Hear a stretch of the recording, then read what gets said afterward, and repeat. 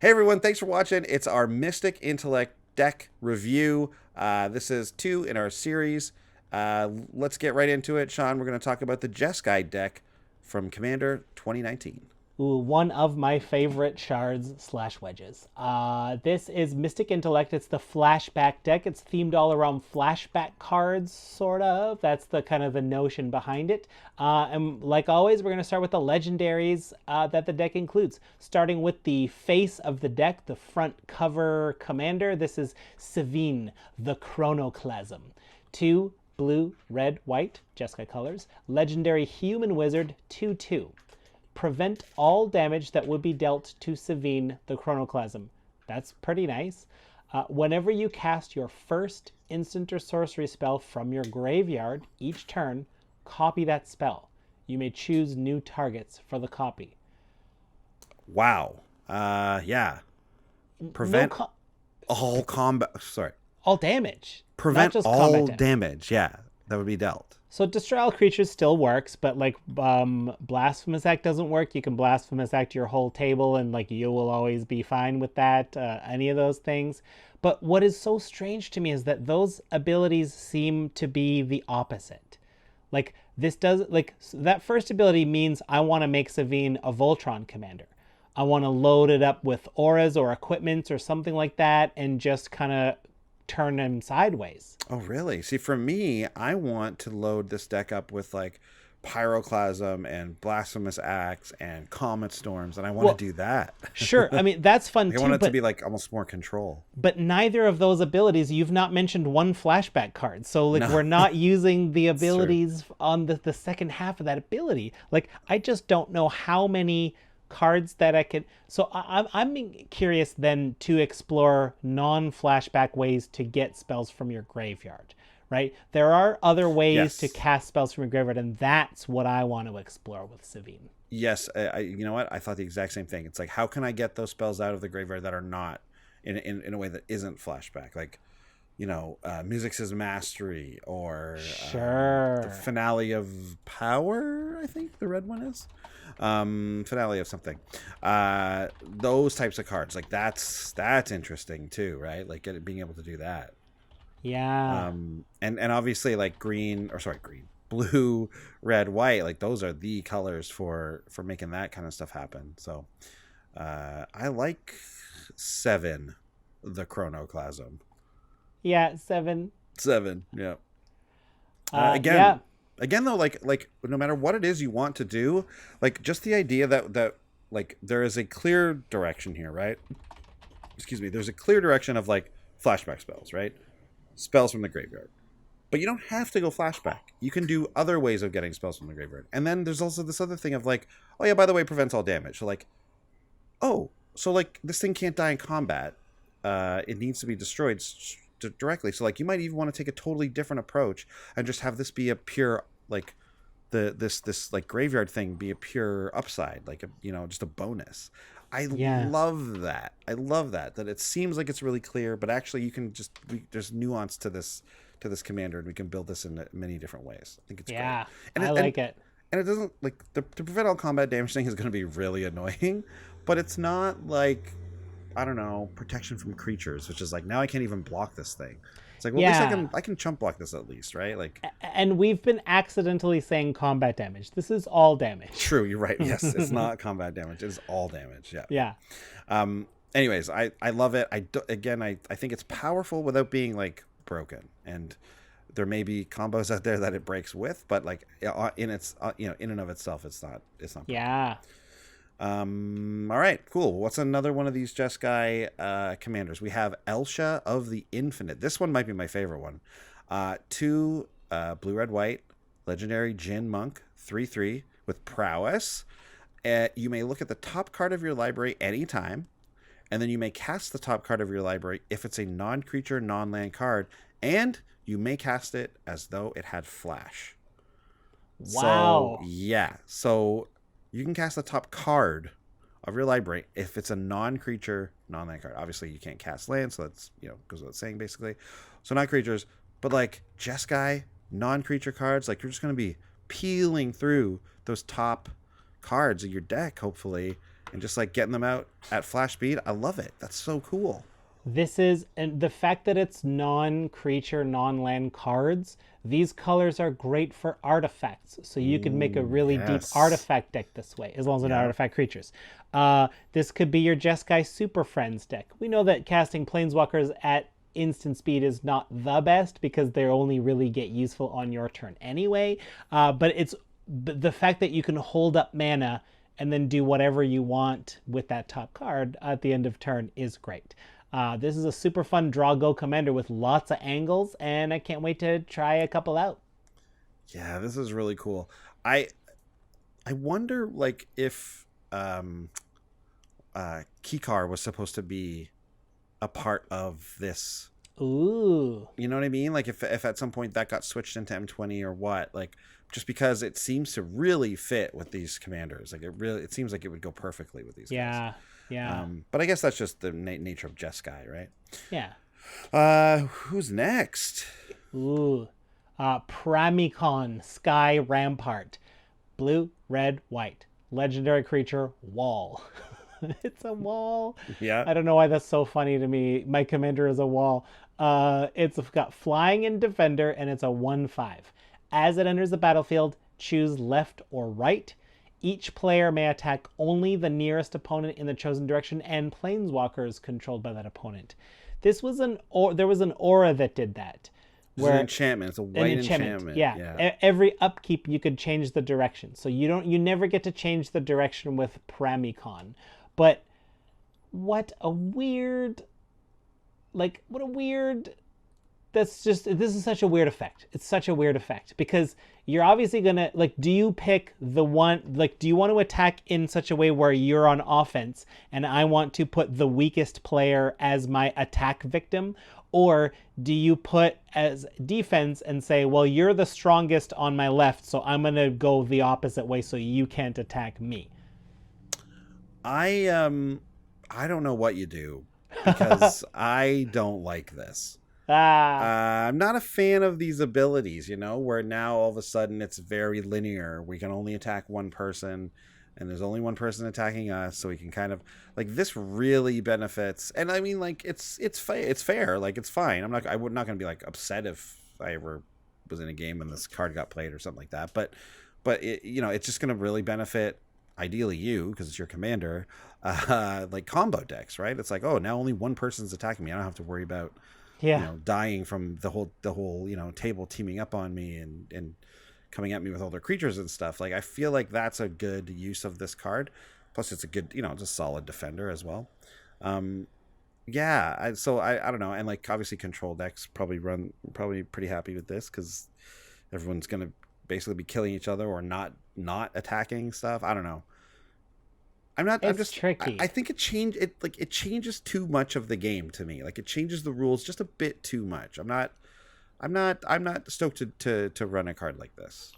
I think what I would want to do with it, I would want to work on those blue or white spells that, what's the word, where it makes a creature leave until your next end step. So the idea, can I get this to disappear for my turn so I can do whatever I want, and then it comes back at my end step, so then I'm back into protection mode? That's interesting. Yeah, that's interesting. You do a lot of the blinking where it comes back on your end step. That's very interesting. And then I'd probably load up a lot of other blinky creatures that I can just also blink for value, and then this way, opponents, I guess your opponents just wouldn't attack unprofitably, but man, I get to do whatever I want and you don't get to. That's classic commander. Even if you're bouncing this, it's only costs 3. You know what I mean? If there's something where it's tap and return it to your hand or something. Oh, yeah. Yeah. Yeah. All right. Well, yeah. I'm not wild about it, but whatever. Yeah. You don't know. I think it's good design. I think it's I'm happy that they went in this direction just to test it out as a commander. I think that's totally fine. In this direction. Yeah, right. Exactly. Plus that was Commander N's preview card, so yeah, very cool, very fun. Okay, finally in this deck we have our 2-color legendary creature. It's a Boros commander. It's Gerard, Weatherlight Hero. 2 red white Legendary Human Soldier, 3/3 with first strike, very Boros. When Gerard dies, exile it and return to the battlefield all artifact and creature cards in your graveyard that were put there from the battlefield this turn. That would include Gerard, wouldn't it? No, because he gets exiled. When Gerard dies, exile it, yeah. and return all the stuff. So by exiling, it would change zones and you would put him back in your command zone. Yeah. So if Gerard is not your commander, he can die once for the team and then he's gone. Yeah. But if he's your commander, he can die for the team a bunch of times. Yeah, and because of that, like, obviously really built as a commander, as a solid commander there. I you know what? I'm not going to say anything but positive things about Gerard Red Light Hero because it's a Boros commander that does something else other than like incentivize attacks. Yeah, I mean they've been putting a lot of effort into broadening the Boros commander personality spectrum, and this is fantastic. Like, yeah, like after 8 years of getting that note, I'm glad they finally took it. You know what? We're playing in the present, so it doesn't matter what happened in the past. It's true. No, I'm happy. I honestly am. Like, I think the thing I actually love about these, like, this new crop of Boros commanders, like Gerard, like Feather from Feather was from what? Guild War. No War, right? Yeah. Yeah. I'm so confused. I know, there was me too. a million I sets know, released so many sets. in the last 3 months. But I'm pretty sure Feather is from War of the Spark. Anyways, like, so these are great new commanders. I love them.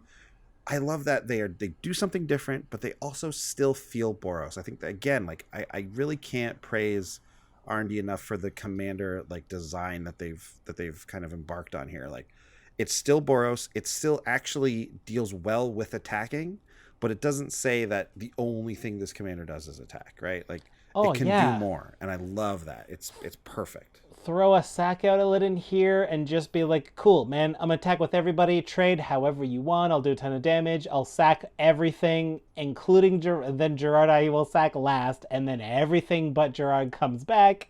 That's fun. Like, perfect. That sounds so fun. Yeah, I love it. And the art on this card is amazing. Yeah. I love this art. This like stained glass look. It looks really cool. Yeah, and all the faces of his like shipmates in the glass behind him. That's pretty cool. Yeah. Oh, I never even noticed. Yeah, there's Squee there. Yeah, okay, cool. Yeah. Very neat. So yeah, happy with this. Happy with yet another Boros commander, which is like, that is a rarity. So congratulations. Cool. Let's talk about the cards that are like non-legendaries, the new cards from the set that are in this deck. Mm-hmm. First one up is Mandate of Peace. 1 and a white for an instant. Cast the spell only during combat. Your opponents can't cast spells this turn. End the combat phase. And just there's some reminder text. You remove all attackers and blockers from combat. You exile all spells and abilities from the stack, including this spell. And so spells resolve in the order that they're written on the card. So it has done everything it needs to do as you are removing it from the stack. So that's fine.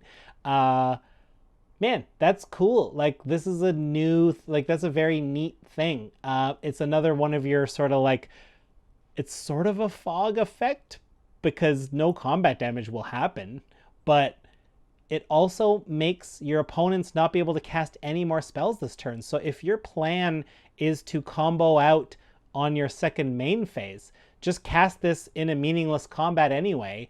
And then it's like, well, if you don't counter this, no one gets to cast spells but me until the whole turn's over.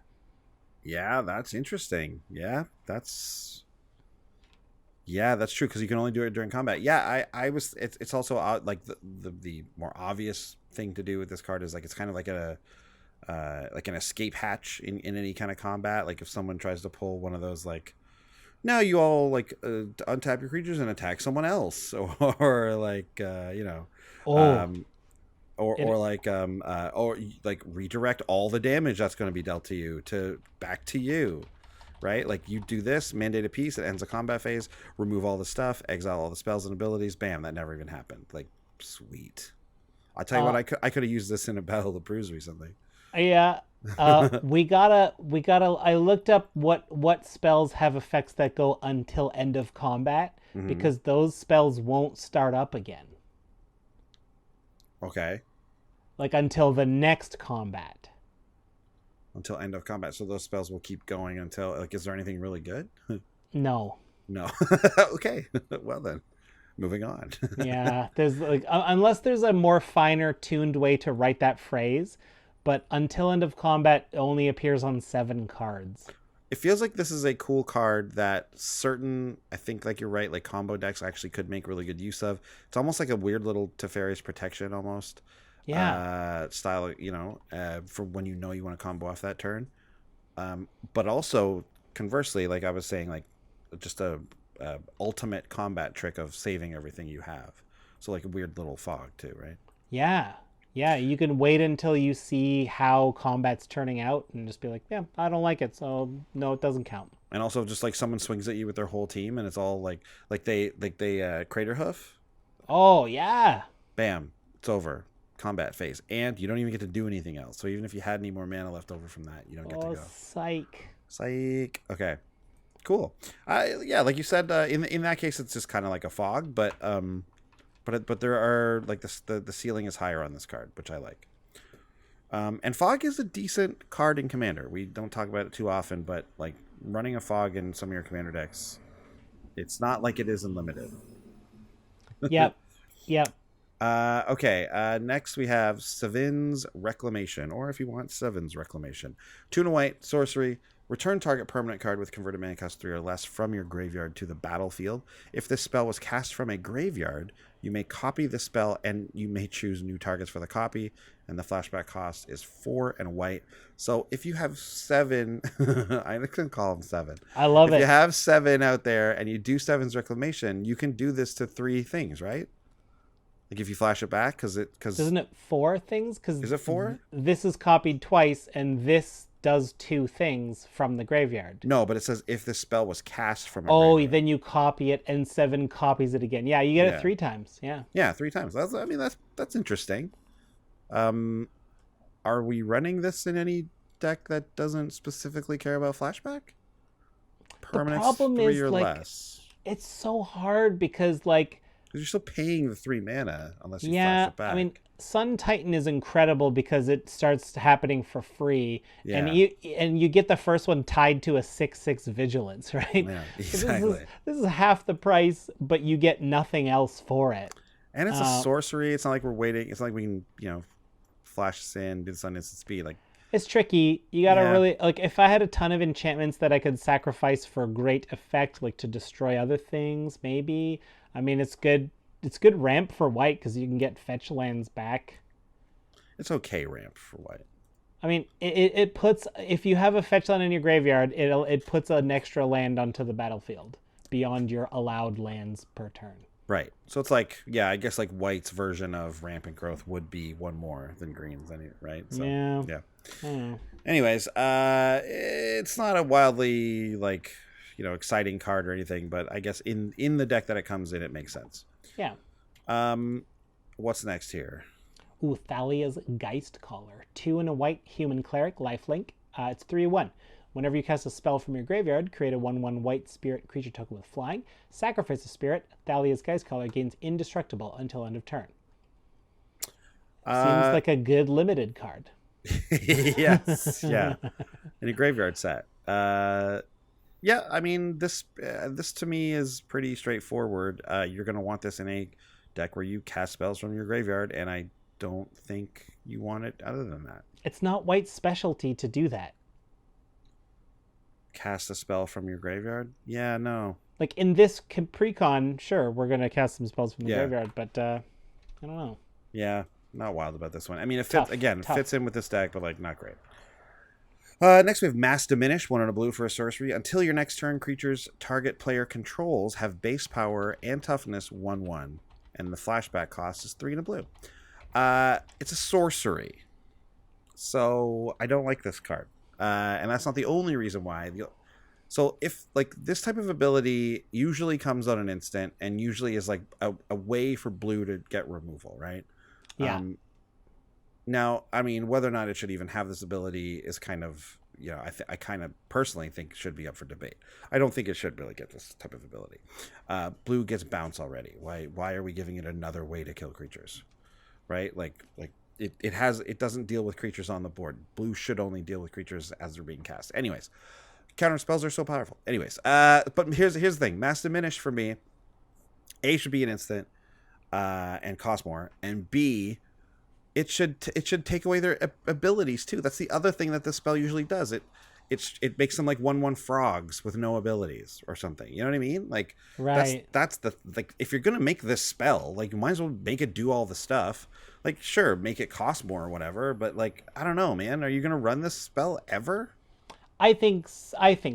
I don't know. They can still block everything you're doing. You know? Well, Like, they can, but And if this they is until your next turn, right? So like the whole table gets a swing at the player with the 1/1s. So Yeah. like if it now it's base power toughness 1/1. So if you have auras, equipment, or +1/+1 counters, those still apply. So that doesn't really do enough. I mean, don't pick that player, I suppose. Yeah. But if you just have a ton of big green stompy or things, maybe some red dragons, making them 1/1s, even if they can fly and have trample, like, I'm happy to swing out against it, and I bet you could convince the whole board to also do the same while the getting's good. Yeah, you know what? I didn't really think about it until your next turn. That does make it a lot better. And it's got flashback. So imagine where it's like, okay, until my next turn, you only have 1/1s. And guess what? This is going to happen for another whole cycle Another of the whole table. turn. Wow, yeah. You're Yeah, out of creatures for 2 turns. you could really do some damage. I mean, this doesn't do much against token decks. No, they're already small. Like I said, because it doesn't even take away abilities, which you would want to do. So, anyways, I'm still not wild about it. Although it is, you know what, it is better than when I was first talking about. You made a good point there. Cool. This is what we joked about in our ad. This is the Wall of Stolen Identity, 3 in a blue, shapeshifter wall, 0/0. You may have it enter the battlefield as a copy of any creature, except it's a wall in addition to its other types, and has defender. When you do, tap the copied creature, and it doesn't untap during its controller's untap step for as long as you control this wall. So this is so bizarre, because how does this get the ability of, like, well, I mean, I was gonna say Grave Titan, but you can't attack with it, so it doesn't really help a lot. No, yeah. But it enters like how I don't understand how any opposing creature can walk up to this wall and be like, huh, there's this Grave Titan standing here. It doesn't seem to be moving. Yeah. It's made of rocks. Yeah, and then Yeah, I mean, as far as clones go, it stinks to not be able to attack with a clone. But Yeah. if you want to look at this as more of a removal spell where you tap down an opposing creature, if it has any activated abilities, you both benefit from it because your opponents will still get to activate them, but so will you.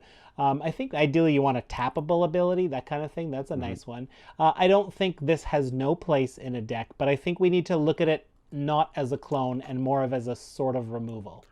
Yeah, I think you're just going to be a little pickier, which is the downside of what you're going to clone with this card, right? Like, yeah, you're going to clone a utility creature or something that just has a static ability or a triggered ability or something like that, right? You're not gonna do their Grave Titan. You're not gonna do their big monster that attacks. I mean, you might if you're looking to defend effectively. But that's what I think. But if you're just looking just to clone out and get some value, like I think this is in, depending on the situation, this is even better than a clone, right? Like, this is even better, Well, because if you don't care about attacking, this card's awesome. yeah, that's true. This card's Yeah. wicked. You can tap something down permanently. I mean, as permanently as this card is, obviously, and you get a creature, a potentially very good and powerful, like, utility creature or something. I love it. Yeah, I like it. I don't love it, but I like it. Yeah, you're gonna know the decks that want this card. Like, again, if you don't care about attacking all that much, Wall of Stolen Identity is awesome. Cool. Who next? We're into the red cards. It's Backdraft Hellkite. 3 red for a 4/4 flying dragon. Whenever Backdraft Hellkite attacks, each instant and sorcery card in your graveyard gains flashback until end of turn. The flashback cost is equal to its mana cost. Now we're talking. This is a cool card. This is a card that I think you could make an argument for this into those, like, heavy instant and sorcery decks, just because, like, that is a strong ability. Like, you don't want to run very many creatures in those decks, but this is one you definitely would consider strongly. Yeah. And it's funny that it's in this deck. I mean, I haven't, like, done a close real like this is the close look we're taking at this deck. Basically, I don't know exactly how many spells have flashback, but it's kind of like redundant to have this in the deck where you've already included all the flashback spells, because it's like, oh, I don't need these to get flashback. They already have it. 16. Now, obviously, that's a lot. I mean, it's not all of them though, right? Like there are definitely No. some that don't have it, but I think it's actually going to have less of an impact in the pre-con than it would on any other deck you're going to put it in. Right. Oddly enough, even though the pre-con is built around flashback, that's the thing. This doesn't shine in a flashback deck. Oddly. Yeah, I guess it gives it a new casting cost. So a lot of these flashback spells cost more. So now it costs the same from your graveyard, like as its original casting cost. Yeah, that's true. That's true. It has 2 instances of flashback with different mana costs, and you just get to choose whichever one you want. Yeah, I guess there aren't really any flashback spells that are cheaper. I'm sure there's one. Yeah, Mystic Retrieval gets cheaper in the graveyard. But most of them get more expensive. Most of them get more expensive, yeah. Okay. Yeah, things like Increasing Vengeance, where like if you cast this from your graveyard, copy it twice. But it's like, well, I'll do that for 2 red. Like, that's pretty good. Yeah, that's cool. That's very cool. Good card. Neat. I like it a lot. Yeah. Next up is Dockside Extortionist. 1 and a red for a Goblin Pirate. It's a 1/2. When it enters the battlefield, create X treasure tokens, where X is the number of artifacts and enchantments your opponents control. I don't think this is necessarily amazing in this pre-com, but this is a fantastic red card that's kind of red ramp, which is it's exactly the way I like. It just seems so flavorful. Red can ramp temporarily. Treasures are temporary ramp. If your opponents have a ton of artifacts, me too. Now I got a ton of artifacts as well, plus enchantments, and it's also treasures. I like it a lot. I think this card is awesome. This card's great. Yeah. 2 mana to get more than 2. You know, you're getting more than 2 of these treasures back. Like, you're getting a lot. And if you have any way to bring this guy back, the loudest cars in the world going outside my window because it's so hot in here. You're like, if there's ways to bounce this guy, bring him back to your hand, and then still cast him, like, you can just keep like, if there's a way to like bounce this thing that even costs mana, like there are board states where this is an infinite combo with whatever it is you have out there. So I think this card is really cool. It goes in every Storm red deck, I think. Right? Yeah, like it's basically almost always going to be. It's a spell that nets mana, right? Yeah. Yeah, you need like, you got a Sol Ring and you got a, I don't know, whatever, Commander's thing. Like, that's just 2 like enchantments. Like there are decks where it's just like, oh man, how many like mirror tokens do you have? Like, sure, okay, great, yeah, 40 thanks. treasures. Yeah, so oh boy, love it. I think I love it. Quietly one of the more exciting cards of the whole set. I think. Yeah. Okay, and also in here we have Ignite the Future, 3 and a red for a sorcery. Exile the top 3 cards of your library until the end of your next turn. You may play those cards. If this spell was cast from a graveyard, you may play cards this way without paying their mana costs. And the flashback cost is 8, 7, and a red. So, on its face, the first time you do it, it's just one of those classic like impulse spells where we get 3, and then, we get to cast them until the end of our turn. So, like, not great. The fact that it costs so 4 is a lot, right? Yeah. Like, that's going to really cut into your ability to play these 3 cards. If you can play them, so if it's a land, you can hit a land off it. That's good. Okay. All right. A land and a 2 mana spell, I guess. Yeah, right. I know. But then like, if you get to the point where you have a ton of mana and you have 8, so you're gonna flashback. You're gonna look at the top 3 cards of your library and just hope that you get something that's worth 8 mana. Yeah. Like, what if you hit 2 lands of one spell and the one spell is like a ramp spell or something? Ignite the Future. You had such promise. Yeah, like, it's just not. It should be like, if it was cast from your graveyard, you get to look like sick at the 6 cards or something. You get to at least look at more cards. Like I don't know. Yeah. Maybe you get to double it.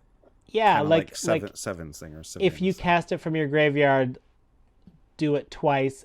Also, you don't have to pay for them. Yeah, exactly. Yeah. Yeah. Yeah, well, I mean, as it stands, I'm not real excited about it. I think there are just cards that do. There are just better cards that do this type of thing in red. So Yeah. yeah, I'm not excited. Oh well.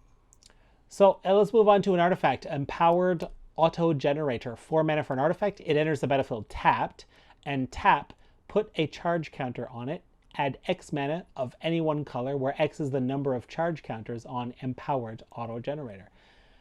I mean, it self-proliferates, sort of. Every time you use it, you get more mana out of it.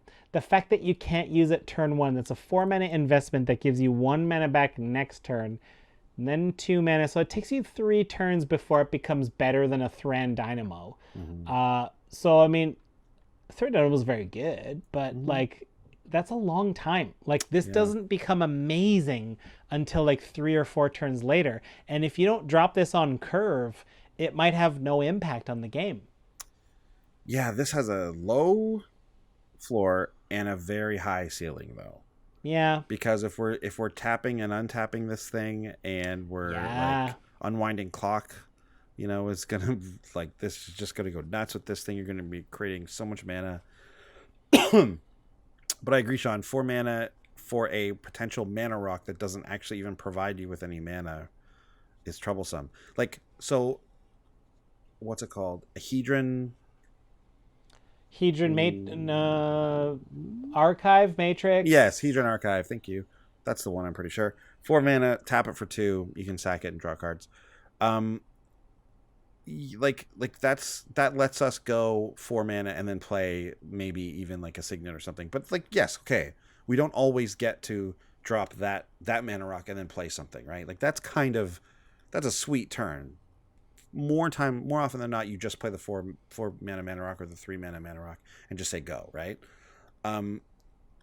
So like if you look at it that way, Empowered Auto Generator, it's not that bad, right? Because we're going to tap it, and then next turn it does ramp us.